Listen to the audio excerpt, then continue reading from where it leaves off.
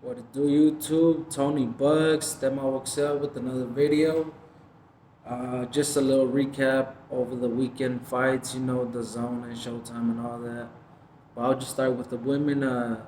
Ceniza Estrada versus Maria Santizo. 29 Estrada versus a 36-year-old Santizo. She was like 9-0. 9-0, 5 KO, and Estrada's 21-0, 8 KO. You know what I mean? So I mean, in the KO range, somewhat similar, whatnot. But I mean, Estrada, just came in there viciously and uh, and did what she had to do. The first couple 2 rounds, first round, felt out Maria what she was about. She wasn't really throwing anything with meaningful, no power. She didn't think she had power, and she knew she could take her shot. Um, by the second round, she was finding her groove and just start unloading, and she knocked Maria down.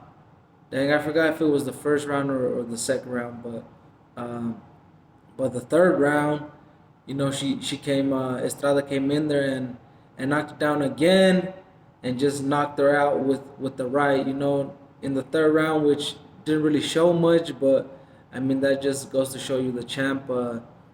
Carries some power with her and all that. So uh, she says she wants to fight for the rest of the belt. So we'll see if she ends up doing that. Probably will. She's the golden boy, depending if if the politics of boxing don't get too deep into that. She probably fight for the belts or whatnot. But she did good. She's a champ, undefeated. At the 104s, 105s, weight. I don't really know too much about that weight, but it was still somewhat entertaining. Uh, but yeah, and also the other one, Amanda Serrano, uh, versus, I don't even know who she fought, but like she beat her, like, and she has power, and she's crazy athletic. Like, um, it was a Spaniard girl. I forgot her name, but I mean she beat her up. Serrano beat her up. You know what I mean? And uh, yeah, she did her thing.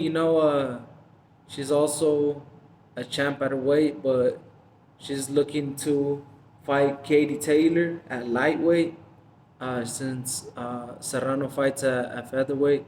But yeah, that'll be a good fight because I mean Katie Taylor's undisputed and all that, and Serrano, if she holds some belts at featherweight, but she's not undisputed, so she's trying to get the crack at the undisputed shorty at lightweight. So Katie Taylor. So that would be a good fight because uh, I have seen Amanda fight in this fight that she just fought and her last fight versus the Mexican chick.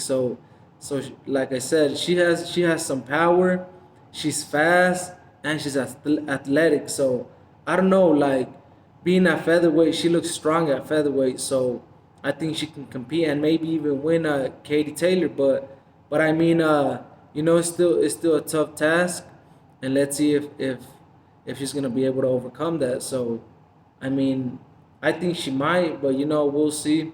We'll see if they even make that fight. So yeah, she's 5'5", 6'5", reach. She has 44 fights. So she's been in the game for a while. 42 wins by KO 30. Only has one loss and one draw. That's Amanda Serrano. So she's pretty good, and Katie Taylor is about the same. She's the same height, 5'5", and same arm length, like 5'6'5". She's just undefeated though. The Irish champ, undisputed champ. So I mean, I think Amanda has a chance, but I mean, I wouldn't be surprised if Katie Taylor knocks Serrano out either. You know what I mean? So is we'll have to see if that fight gets made. But I mean, it looks like they're building it up on the zone or whatnot because they be fighting on the on that app. So it's only right to, to build up some female boxers and make it into a big fight. So I mean, and Serrano's with the Paw brothers, you know what I mean. So they're gonna push for to get her the best fights, and she's a good freaking fighter, just as Katie Taylor is. So I mean, that'll be an exciting fight. I would watch that, especially if it's for the undisputed. So yeah, and the other one, Israel Mardimov or something like that, the 154 pounder versus Michael Soro.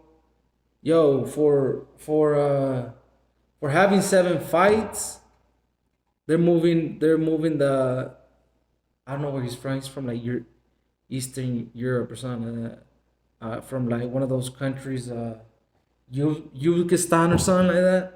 That's where he's from. But he fought the French dude Michael Soro, which that guy has like, if I'm not mistaken, 30 fights, 30 fights to 7. You know what I mean? So that's crazy.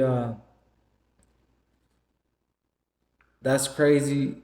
But I mean, they're just moving him fast because he had crazy amateur fights like a lot. So uh, I mean, that's why he got that fight and he knocked him out. Even though it was like when the bell had her rang, which it was somewhat controversial and all that. But I mean, I don't know. That's just how they do it in Europe. The ref didn't hear it, and Marty Mov went in there and he was just unloading, and the ref stopped the fight. But I mean, in the 10th round, but I've been seeing the Marty, whatever his last name is, what is it? Hold on. So Michel Soro is a French professional boxer. He challenged for the WBO and IBO light middleweight titles in 2012. Uh, 5'10", French. So he has 35 total fights, like 39 wins. He has 35 wins by KO, 24, 3 losses, 1 draw. Uh, and yeah, he faced the. Let me look for his name.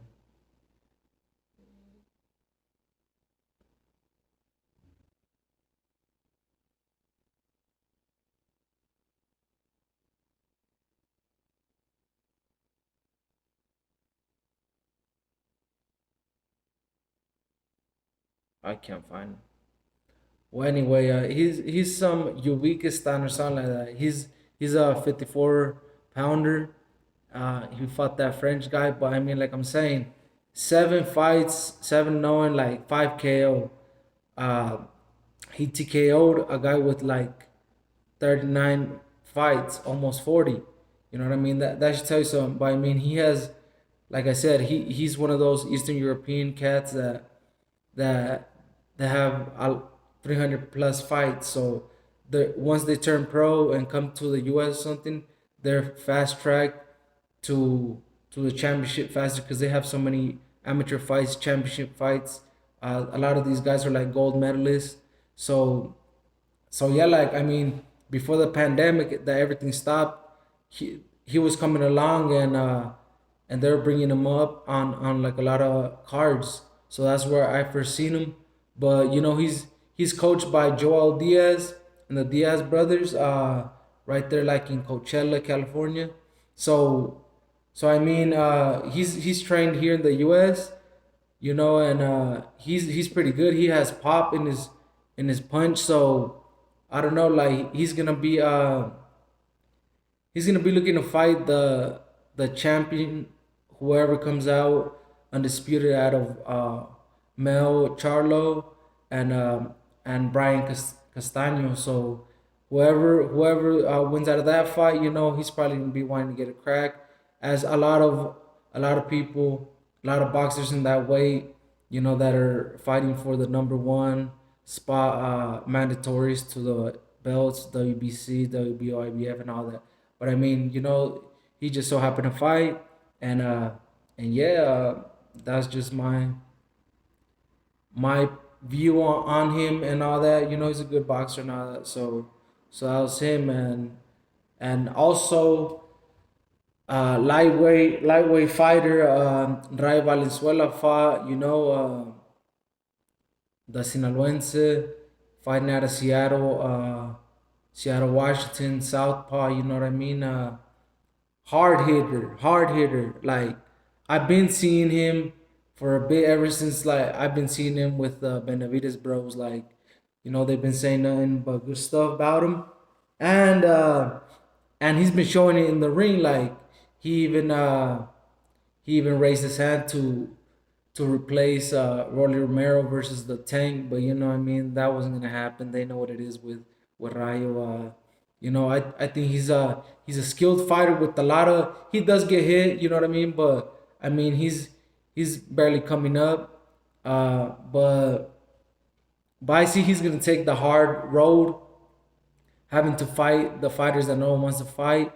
But I don't think he'll care, because he just wants to pay his dues, and sooner or later he's gonna fight to a mandatory, of whoever holds the belts, or if they get vacated. You know what I mean? I hope he fights if the undisputed, like, if they ever fight for it, or a championship. But he will fight for a belt, like, in the near future. He just got to keep going, keep doing what he's doing. Because I mean, versus where was that guy from? Tennessee.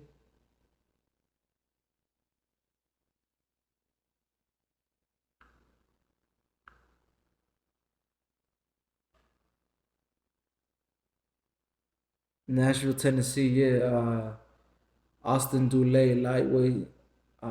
Also Southpaw. Uh, he trained with Caleb Plant. You know what I mean? So the in that group they've been taking L's, but I mean,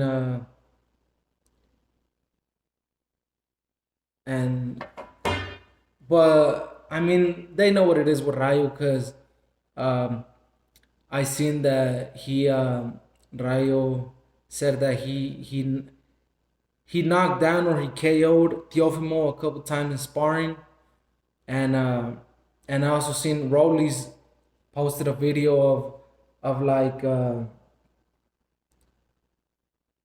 he looked somewhat frustrated. He picked him up and threw him, but because Rayo said, who knows, it could, because it just showed that in the video that Rolly just picked him up and threw him. But I mean, Valenzuela said that he was just frustrated since he was getting the better of it, which was Rayo. So I mean, who knows? That's just he or she say or whatever. But I mean, from what I've been seeing, like, the Dulé guy didn't go past the fifth round. So from the first round, Rayo knocked him down. Um, Dulé caught him a couple times too throughout the first to fourth round. But I mean, Rayo wasn't phased, because Rayo was, head hunting and throwing to the body as well. So he was weakening both, dazing him and getting him, weakening him to Dulé to the body. So I mean, he was breaking his body down and then hitting him in the head. So I mean, it's just that power that he carries. He's pretty powerful, and that's how he stopped him. Dulé he was complaining that he could have continued and all that, but I don't think so. And if he would have continued, like, it was just gonna be unnecessary punishment, because he was already down on the cards. So I mean, I didn't see no need to keep going. I think it was a fair stoppage, and why take unnecessary punishment? Because that's what was gonna happen if he was gonna get knocked out cold later on throughout the fight. So I mean, I just think everybody should um, just look out for Rayo because he's gonna make a splash at 135, and he's been calling out those guys that have a name or whatever, but they don't want nothing to do with him right now. So he just has to work his way up, and he'll get there. So shout out to Rayo, man. I rock with him heavy. So I'm a fan. But yeah, that was at the 135 division, and you know, let's get to uh to the Gilberto Zurdo fight. That was an entertaining fight. I didn't watch the fight live, but I watched after I watched the fight, uh, and it was exciting, a more exciting fight than the Jake Paul fight because that's the fight I was watching, even though Jake got the KO. But I mean, I was kind of like bored because all they would do is clinch. But I mean, might as well just talk about that one. Uh, yeah, like it started off like their last fight, the first fight, Jake and Woodley. Jake even gave Woodley a Rolex, bro. Like, you know what I mean? These guys are crazy for what they do and all that. But I mean, he knocked him out, so yeah, he deserved that Rolex or whatnot. But it started off. It was boring. Like I'm like, man, I should have just tuned into the Zurdo fight because they would just they came in first round. Jay came in throwing his jab and Woodley, in his like MMA stance, like squared up. But he would just look like when he get hit, he would get off balance, and a lot of times that would happen. And Jake hit him a couple times with the same punch he knocked him out with.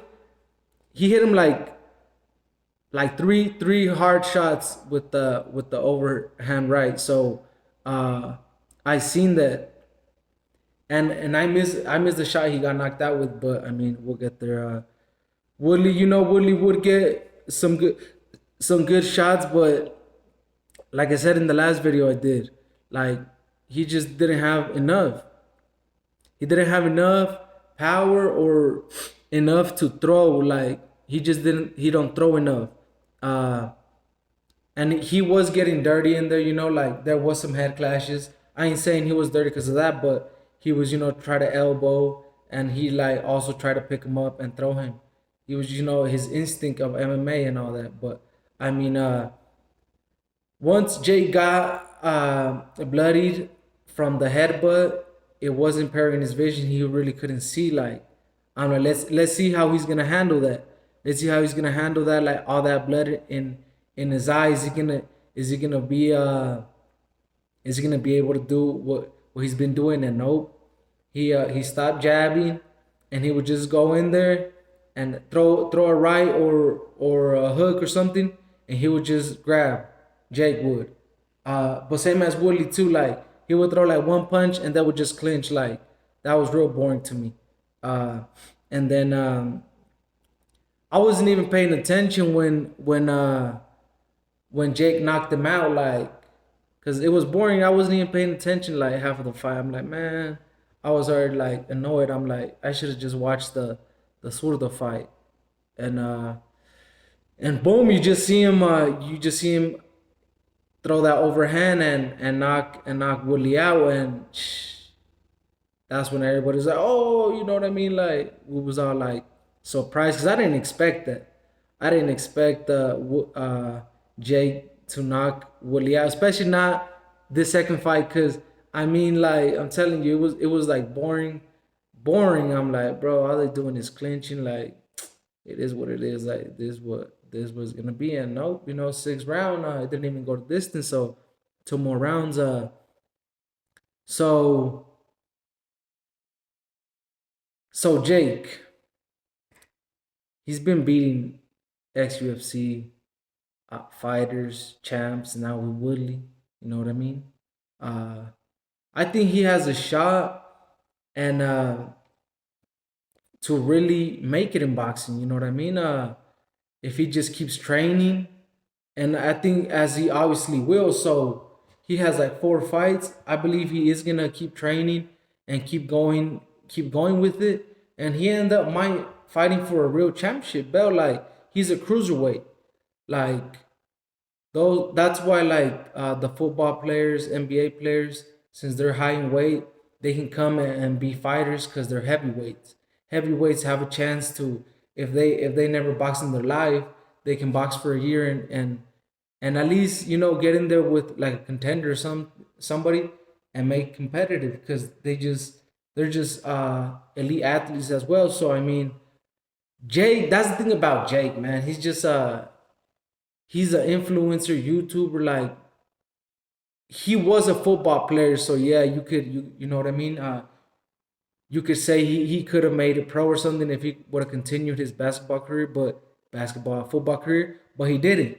But he's still a big dude. That's why he can box. He has that power and strength to go in there and compete with anybody if he takes it serious enough to train. And look, what has he been doing? Now he knocked out an ex MMA champion, in a lighter weight division, but still a still champion, ex former champion. So I think if he just keeps going, for sure he has a future.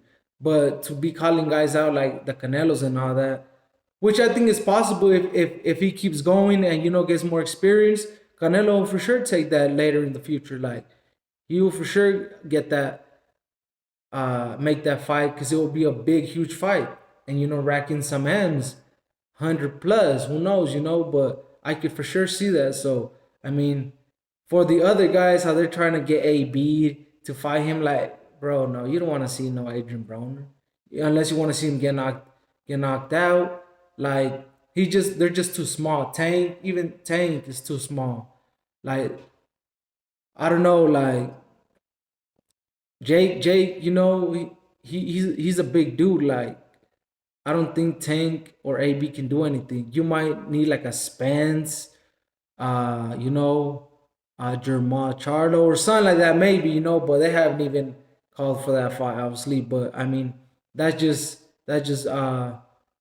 my views on the Paul brothers. I mean, Logan, face Mayweather, and survive. So like that's what I'm saying. Like only an elite fighter could go distance because they're still big dudes. Like they can knock you out, But I mean, that's that.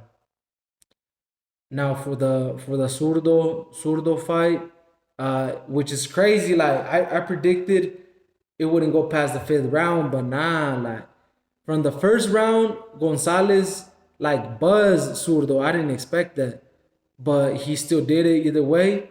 But I mean that didn't stop Zurdo. That didn't discourage him. He went in there, was doing his thing, throwing all his shots, hooks to the body, to the skull, and when Gonzalez would try to get him to the ropes or something, he would stay sometimes for a couple seconds, but after that he would just turn him and just unload on him. And from from the first to the fifth round, it was just all that. They were just going back and forth. Sometimes Gonzalez got buzzed Zurdo like twice or three times throughout the fight. But I mean, that wasn't enough. Like Zurdo would just kept coming and he was dazing Gonzalez as well. So, but he would just get the better of exchanges and all that. So I mean, the Sinaloense, you know what I mean? Um, like he was just the better fighter. Like, and it took him all the way to the 10th round to get a stoppage. But I mean, Gonzalez was a tough guy. Like he was in there to knock Zurdo out, and he tried. every time he lowered it up with his right hand, and he would catch Zurdo, he would make him go back, and you could just see in his face and in his body, like oh snap, like Zurdo better watch out because this guy has some power too and all that. But I mean, Zurdo did what he had to do. You know, he with the fury of combos, the ref stopped it, and Zurdo got the dub. Um, let's see if with this fight, he gets a crack at the champions. Like he said to Bivol, stop running. He want that smoke. So we'll see if Bivol gives him that chance to fight for his title, or we'll see where Zurdo goes from here. But I think he's just gonna keep facing better fighters. He's 42-0. He's close to that 50-0. Like that's crazy. But still, we want to see him face the best, and yeah, we'll see what's next at that weight. But everybody at that weight has power light heavy, and whoever Surdo goes in there with, he's gonna go in there and try to be a Terminator and try to take whoever out. So hopefully he gets that Bivol fight, or if not Beaterbeef, somebody, Joe Smith. I just want to see dope fights. I want to see Sinaloense get a championship fight, and yeah, just give us exciting fights to the fans. But that was it for my reaction video to the fights over the weekend. Uh, and yeah, hopefully you like the video. Like, comment, subscribe, and tune into to the next upcoming fights, and I'll be making more videos for that. But for sure, we out.